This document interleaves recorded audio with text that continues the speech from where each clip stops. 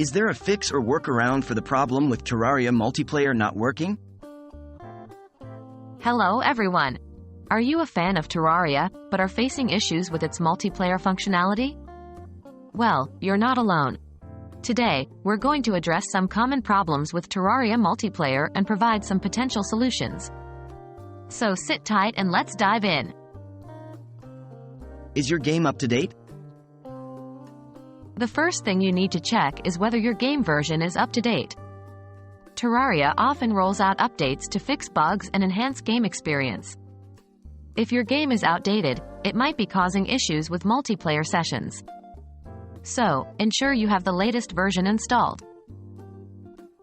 Are you connected to the internet? Terraria Multiplayer relies on an active internet connection. Make sure you are connected to the internet and that your connection is stable. A weak or intermittent connection might cause the multiplayer feature to malfunction. Are you running compatible software versions? If you're trying to connect with a friend, it's crucial that both of you have the same version of Terraria. If one player's game is updated while the other's is not, it might cause connection issues or might not connect at all. Is your server working properly? Sometimes, the problem could lie with the server itself. If you're hosting the game, ensure that your server is properly set up and is running smoothly.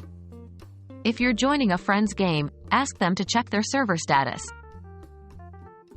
Have you tried restarting your system? One of the most basic troubleshooting methods is to restart your system. This can often clear temporary files or processes that might be causing the problem. If you're still experiencing issues after a restart, then it might be something more serious. Are your ports opened correctly? If you're hosting a game, ensure that your ports are correctly opened. Terraria typically uses port 7777, but this can be changed in your server settings. Make sure that your firewall settings allow for this port to be open for Terraria.